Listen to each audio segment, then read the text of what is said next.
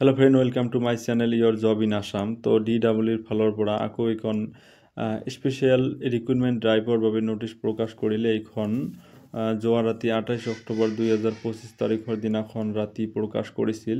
তো নোটিছখনত কি আছে মই আপোনালোকক পঢ়ি শুনাৰ আগতে কেইটামান কথা ক'ব বিচাৰিছো। তো মই এইখিনিয়ে ক'ব বিচাৰিছো যে যিসকল প্ৰাৰ্থীয়ে 4500 পদত DWৰ যি LP আৰু UP পদত আবেদন কৰিছে তেওঁলোকৰ বাবে এইটো এটা ভাল খবৰ হ'ব পাৰে, কিয়নো বহুতো যি SSৰ আণ্ডাৰত ষ্টেট পুল আৰু কন্ট্ৰাকচুৱেল টিচাৰ হিচাপে তেওঁলোকে নিয়োজিত হৈ আছে বা কৰ্মৰত হৈ আছে। তেওঁলোকৰ চাকৰিটো যিহেতু নিয়মীয়কৰণ আগতে নাছিল, এটা টাৰ্মছ এণ্ড কণ্ডিশ্যনৰ মাজত তেওঁলোকে চাকৰিটো কৰি আছিল।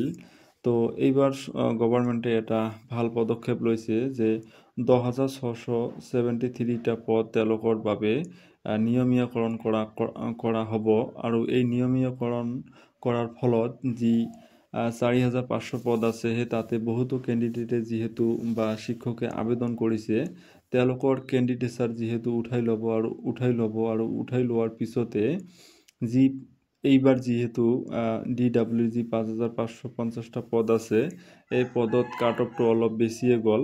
তো 4500 ইয়াৰ তুলনাত ভালেখিনি মান বা বহুতে কাট অফটো কম যাব। তো সেই সকল কেণ্ডিডেটৰ বাবে ভাল খবৰ এইটো এটা। তো এতিয়া মই আপোনালোকক নোটিছখনত কি আছে তো মই আপোনালোকক পঢ়ি শুনাই আছোঁ।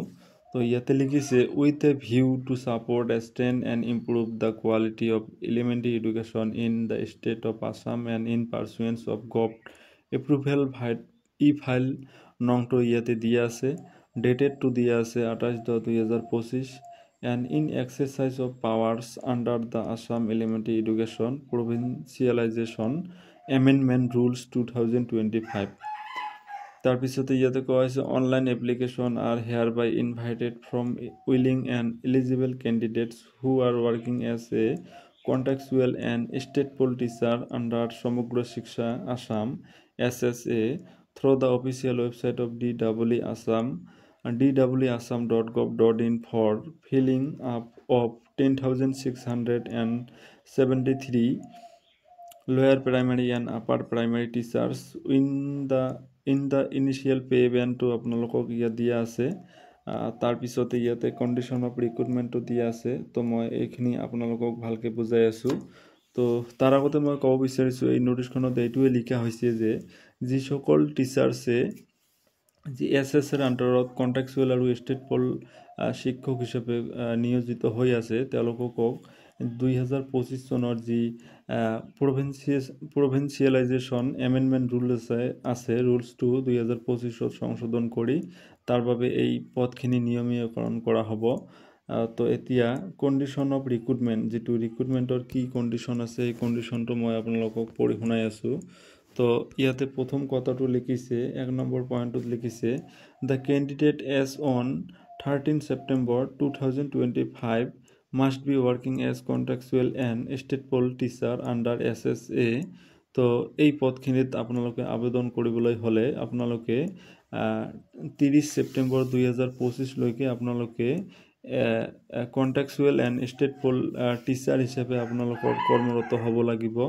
ইয়াতে 2 নম্বৰত কোৱা হৈছে the candidates must complete minimum 3 years of continuous service as on 13 September 2025 as contractual and state poll teacher under SSA. তো আপোনালোকৰ 30 ছেপ্টেম্বৰ 2025 লৈকে আপোনালোকে 3 বছৰৰ কণ্টিনিউৱাছলি নিয়মিতভাৱে আপোনালোকৰ ছাৰ্ভিচ থাকিব লাগিব বা তাৰ বেছি হ'লেও আপোনালোকৰ বাবে এইটো ভাল খবৰ। তাৰপিছতে ইয়াতে দিয়া আছে the required academic and professional qualification for eligibility will be as per NCTE norms as well as existing gov rules and condition. তো আপোনালোকৰ এই ৰিকুৱাৰ্ড যে একাডেমিক এণ্ড প্ৰফেশ্যনেল কোৱালিফিকেশ্যন আছে এইটো NCTEৰ নৰ্মছ যিটো আছে সেই নৰ্মছ মতে হ'ব বা গভটৰ যি ৰুলছ এণ্ড কণ্ডিশ্যন আছে সেই কণ্ডিশ্যন মতে আপোনালোকে আবেদন কৰিব লাগিব। এইটো আপোনালোকক যি নেক্সট যি নোটিছ আছে বা যি DWৰ অফিচিয়েল ৱেবছাইট আছে তাতে আপোনালোকে পাই যাব।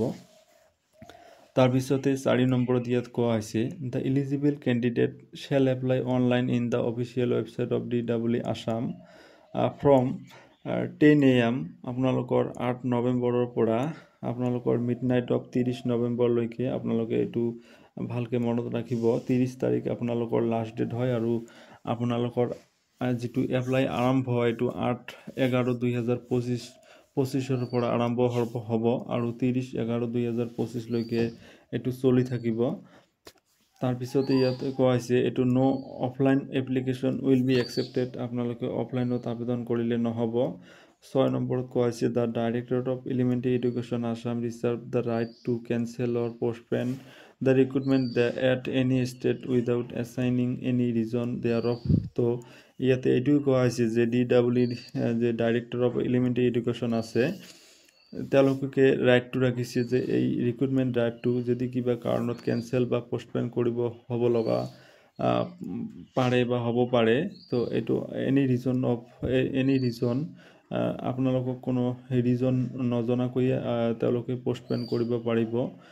তাৰপিছত 7 নম্বৰত ইয়াত কোৱা হৈছে the candidate shall apply in the same category of post of he/she was holding as contractual or state politician and only in one post। তো ইয়াতে এইটো কোৱা হৈছে আপোনালোকে LPত যদি চাকৰি কৰি আছে আপোনালোকে LP পদৰ বাবে আবেদন কৰিব লাগিব। UPত আছে যদি UP পদৰ বাবে আবেদন কৰিব লাগিব। মুঠৰ ওপৰত আপোনালোকৰ ছেম যি পদ আছে সেই পদৰ বাবে আপোনালোকে আবেদন কৰিব লাগিব। তাৰপিছত ডকুমেণ্ট ৰিকুৱাৰ্ড